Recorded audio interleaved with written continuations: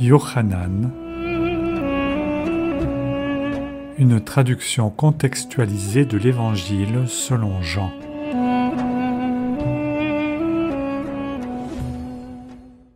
À l'origine était le Logos, et le Logos était avec Elohim, et le Logos était Eloha. À l'origine, le Logos était auprès d'Elohim. Par lui, toutes choses sont advenues, et sans lui, rien de ce qui est advenu ne serait advenu. En lui était la vie, et la vie était la lumière des hommes.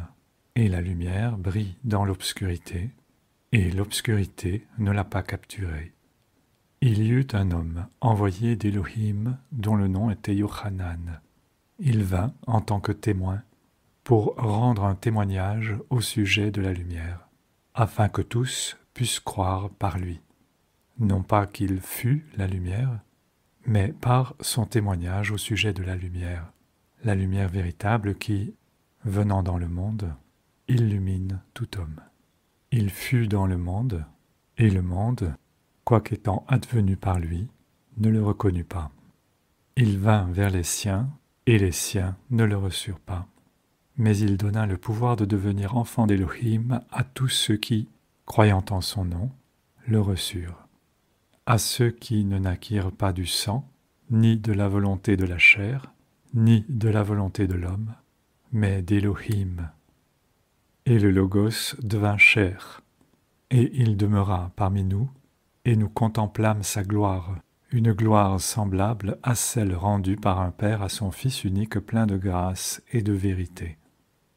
Yochanan témoigna à son sujet et fit cette déclaration. C'était lui au sujet de qui j'avais dit que celui qui viendrait après moi passerait devant moi, parce qu'avant moi il était. Car de sa plénitude, nous avons tous reçu, et grâce sur grâce. Car si la Torah fut donnée par Moshe, la grâce et la vérité sont venues par Yeshua HaMashiach. Jamais personne n'a déjà vu Elohim, son unique, celui qui est dans le sein du Père, l'a expliqué. Et voici le témoignage de Yochanan lorsque les Juifs envoyèrent de Jérusalem des sacrificateurs et des Lévites pour lui demander « Qui es-tu » Et il attesta, il ne le nia point, il attesta « Je ne suis pas le Mashiach ». Et ils lui demandèrent « Alors quoi ? Es-tu Eliyahu » Et il dit « Je ne le suis pas. » « Es-tu le prophète » Et il répondit « Non. » Alors ils lui dirent « Qui es-tu » afin que nous puissions donner une réponse à ceux qui nous ont envoyés. « Que dis-tu à propos de toi-même » Il dit « Je suis une voix qui crie dans le désert, aplanissez la voix de Yahweh. » Comme le disait Yeshayahu, le prophète. Or, ceux qui avaient été envoyés étaient des pharisiens. Et ils le questionnèrent en lui demandant « Alors, pourquoi baptises-tu si tu n'es ni le Mashiach, ni Eliyahu, ni le prophète ?» Yochanan leur répondit « Je baptise avec de l'eau, mais au milieu de vous se tient celui que vous ne connaissez pas, et qui vient après moi, et dont je ne suis pas digne de délier la courroie de la sandale. » Ces choses eurent lieu à Béthanie, au-delà du Jourdain, où Yochanan était en train de baptiser. Le jour suivant, il vit Yeshua venir à lui, et il déclara « Voici l'agneau d'Élohim, celui qui ôte le péché du monde. C'est à son sujet que j'ai dit « Après moi vient un homme qui prend place devant moi, car il était avant moi. Et je ne le connaissais pas, mais je suis venu baptiser avec de l'eau afin de le rendre manifeste à Israël. » Et Yochanan rendit témoignage en disant « J'ai vu le souffle descendre du ciel comme une colombe, et c'est resté au-dessus de lui.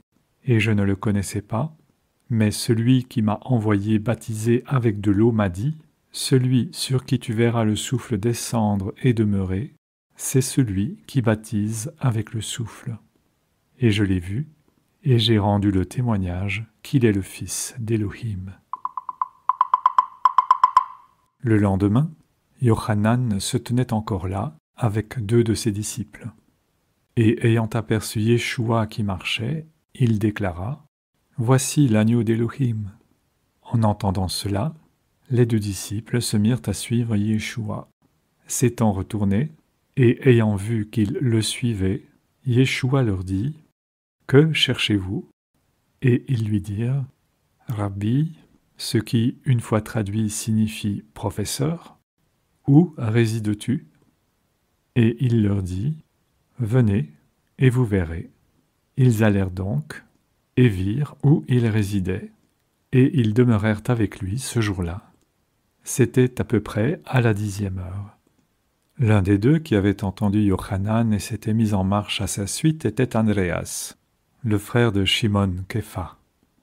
Il alla d'abord trouver son frère Shimon et lui dit « Nous avons trouvé le Mashiach », ce qui se traduit par « oint ».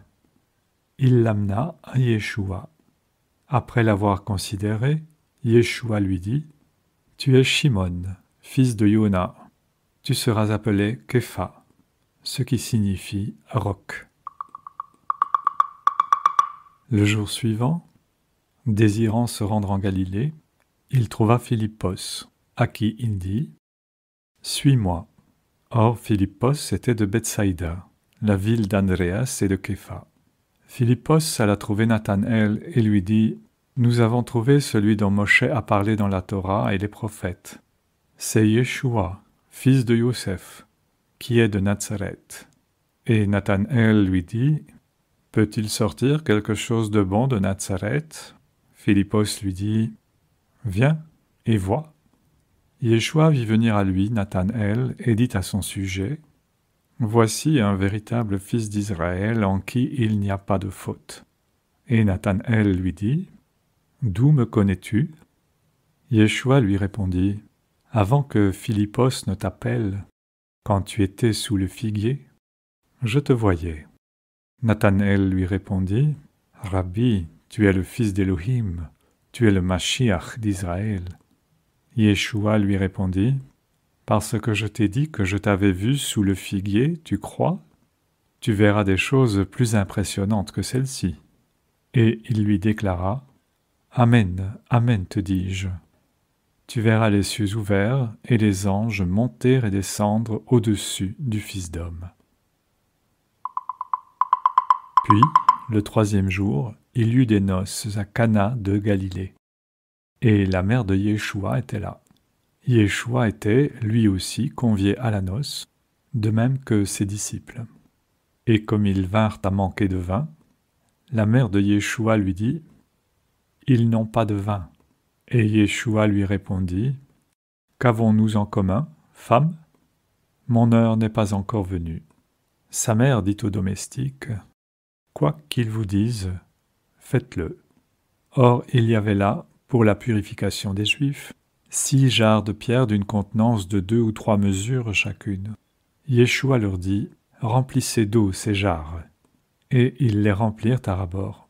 Ensuite il leur dit « Puisez à présent et apportez au maître d'autel. » Et ils apportèrent. Or lorsque le maître d'autel eut goûté cette eau devenue vin, il ne sut pas d'où cela provenait, alors que les domestiques le savaient, eux qui avaient puisé l'eau.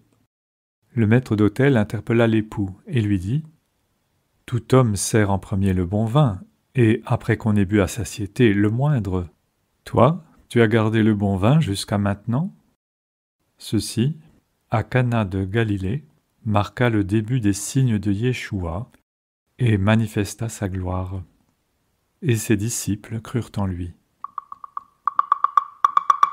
Après cela, il descendit vers Capharnaüm, lui et sa mère et ses frères et ses disciples, mais ils n'y demeurèrent que peu de jours. Et Pessah, la fête des Juifs, était proche, et Yeshua monta à Jérusalem. Et il trouva, installés dans la maison de Yahweh, des vendeurs de bœufs, de brebis, de colombes et d'échangeurs. Et s'étant confectionné un fouet de cordes, il les chassa tous hors de la maison de Yahweh, ainsi que les brebis et les bœufs. Renversant les comptoirs, il dispersa les pièces de monnaie des changeurs. Et il dit aux vendeurs de colombes, « ôtez ces choses d'ici. Ne faites pas de la maison de mon père une maison de commerce. » Ses disciples se souvinrent qu'il est écrit, « Le zèle de ta maison me consume. » Et c'est parce que les Juifs lui demandèrent, « Quel signe nous montres-tu pour ces choses que tu fais ?» que Yeshua leur répondit, « Détruisez cette maison, et en 3 jours je la relèverai. » Alors les Juifs dirent, « 46 années ont été nécessaires pour bâtir cette maison, et toi, en 3 jours, tu vas la relever ?» Cependant, il parlait à propos de la maison de son corps. Par conséquent, quand il fut relevé d'entre les morts, ses disciples se souvinrent qu'il avait dit cela, et ils crurent à l'Écriture et à la parole que Yeshua avait dite. Et pendant qu'il était à Jérusalem pour la fête de Pessah, à la vue des signes qu'il était en train d'opérer, beaucoup crurent en son nom. Mais pour sa part, parce qu'il les connaissait tous, Yeshua ne se fiait à aucun d'eux. Effectivement, sachant ce qu'il y avait dans l'homme, il n'avait nul besoin que quiconque lui rendît témoignage au sujet de l'homme.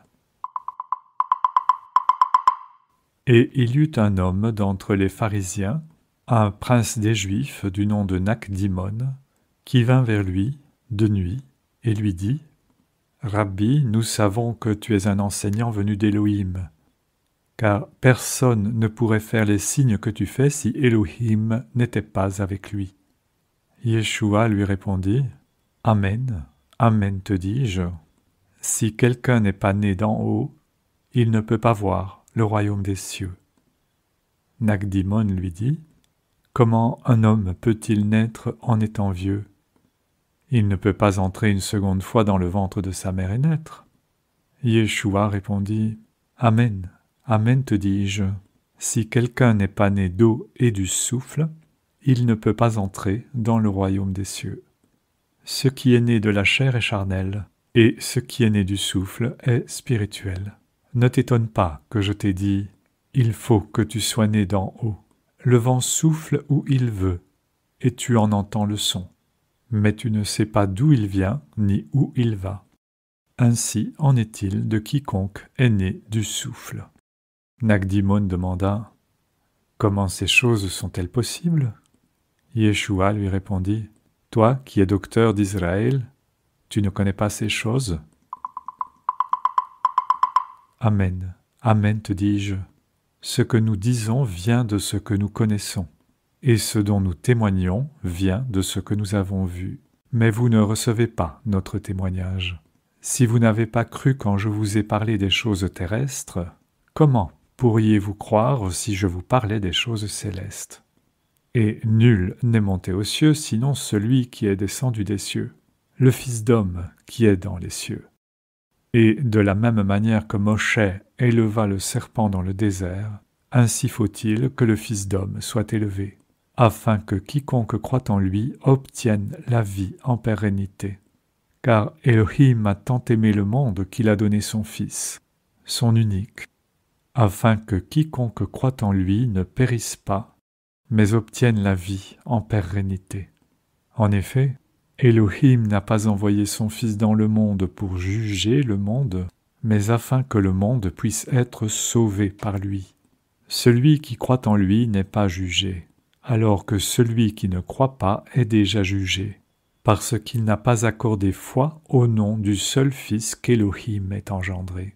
Et en ceci consiste le jugement, la lumière est venue dans le monde, et les hommes ont préféré l'obscurité à la lumière, parce qu'ils faisaient ce qui est mal, et que quiconque fait ce qui est mal est la lumière et ne vient pas à la lumière, pour éviter que ses actions ne soient exposées. Par contre, celui qui fait la vérité vient à la lumière, afin qu'il soit rendu visible que ses actions ont été accomplies en Elohim. Après cela, accompagné de ses disciples, Yeshua se rendit en Judée. Il y séjourna avec eux et baptisait. Et Yochanan baptisait, lui aussi, à Enam, à proximité de Chalem, parce qu'il y avait là beaucoup d'eau. Et ils venaient, et ils étaient baptisés. De fait, Yochanan n'avait pas encore été jeté en prison. Il s'éleva alors une discussion entre les disciples de Yochanan et quelques Juifs au sujet de la purification. Ils allèrent trouver Yochanan pour lui dire « Rabbi, celui qui était avec toi au-delà du Jourdain, au sujet de qui tu as rendu témoignage, le voici qui baptise, et tous vont à lui. » Yochanan répondit « Un homme ne peut rien recevoir à moins que cela ne lui ait été donné des cieux. Vous-même, vous m'êtes témoin que j'ai dit « Je ne suis pas le Mashiach, mais j'ai été envoyé au-devant de lui. Celui qui a l'épouse, c'est l'époux. Mais l'ami de l'époux qui assiste et l'entend tressaille de joie à cause de la voix de l'époux. Aussi ma joie est-elle parfaite. Il faut que lui croisse, tandis que moi, je diminue. Celui qui vient d'en haut est au-dessus de tous. Celui qui est de la terre est de la terre, et parle des choses de la terre. Celui qui vient des cieux est au-dessus de tous, et il atteste de ce qu'il a vu et entendu. Mais personne ne reçoit son témoignage. Celui qui a reçu son témoignage a décrété qu'Élohim est vrai. Et puisqu'Élohim ne donne pas le souffle avec mesure, celui qu'Élohim a envoyé dit les paroles d'Élohim. Le Père aime le Fils et a donné toutes choses entre ses mains. Quiconque met sa foi dans le Fils a la vie en pérennité. Mais quiconque désobéit au Fils ne verra pas la vie, et la colère d'Élohim reste sur lui. Lorsque Yeshua apprit que les pharisiens avaient entendu « Yeshua fait plus de disciples et baptise plus que Yochanan », en réalité, Yeshua ne baptisait pas lui-même, mais c'étaient ses disciples. Il quitta le pays de Judée et s'en retourna en Galilée. Il lui fallait nécessairement passer par la Samarie. C'est ainsi qu'il arriva dans une ville de Samarie appelée Shekhar, près de la parcelle de terre que Yaakov avait donnée à son fils Yosef, et où se trouvait également la source de Yaakov. Fatigué du voyage, Yeshua s'était donc assis aux abords de la source. C'était environ la 6e heure du jour. Vint une femme du pays pour puiser de l'eau. Yeshua lui dit « Donne-moi à boire ». De fait, ses disciples s'en étaient allés en ville pour acheter de la nourriture. La femme, une Samaritaine, lui rétorqua « Qu'est-ce là ? Un Juif qui me demande à boire, à moi qui suis une femme samaritaine ?» Effectivement, les Samaritains ne fréquentent pas les Juifs. Yeshua lui répondit « Si tu connaissais le don d'Élohim, et qui est celui qui te dit « Donne-moi à boire », tu lui aurais demandé toi-même, et il t'aurait donné de l'eau vive. » La femme lui dit « Monsieur n'a rien avec lui pour tirer de l'eau, et le puits est profond. D'où donc tirerait-il cette eau vive ? Est-il plus grand que notre père Yaakov qui nous a donné ce puits et en a bu lui-même et ses fils et son bétail ?»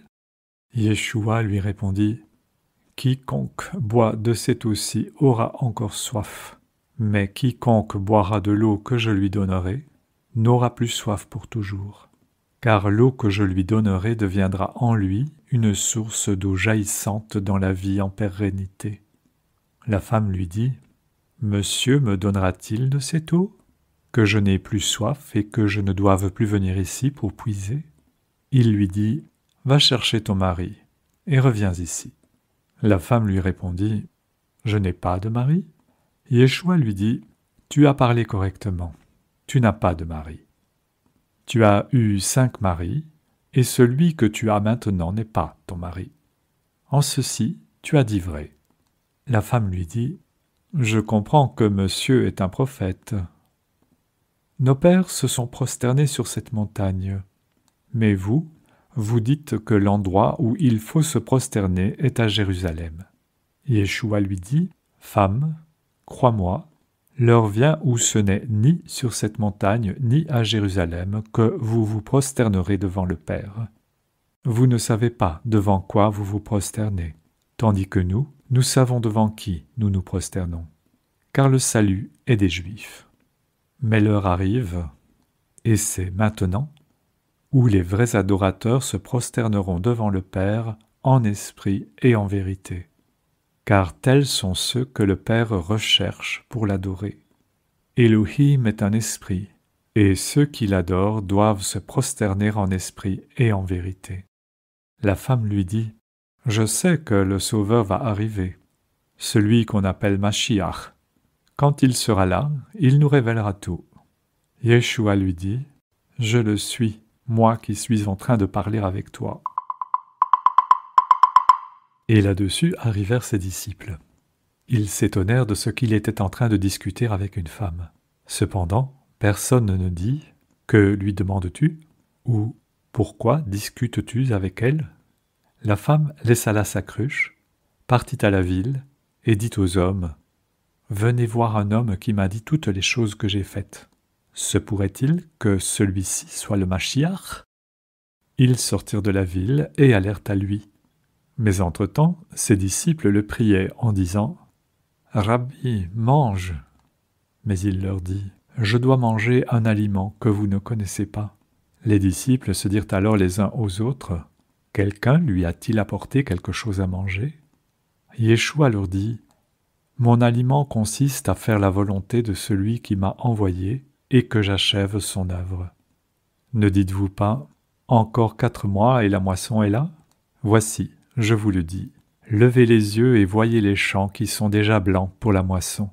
Celui qui moissonne reçoit un salaire et récolte du fruit pour la vie en pérennité, afin que celui qui sème et celui qui moissonne puissent se réjouir ensemble. En cela le dicton est vrai, autre est celui qui sème, autre est celui qui moissonne. Je vous ai envoyé moissonner ce que vous n'avez pas semé, mais que d'autres ont semé, et vous êtes entrés dans leur labeur. De nombreux Samaritains de cette ville crurent en lui sur la parole de la femme qui avait déclaré « Il m'a dit toutes les choses que j'ai faites. » Les Samaritains qui étaient venus à lui le prièrent de rester avec eux, et il demeura là 2 jours. Et un plus grand nombre crut à cause de sa parole à lui. Ils dirent alors à la femme « Ce n'est plus à cause de ton témoignage que nous croyons. Nous avons entendu nous-mêmes, et nous savons que celui-ci est vraiment le Sauveur du monde. »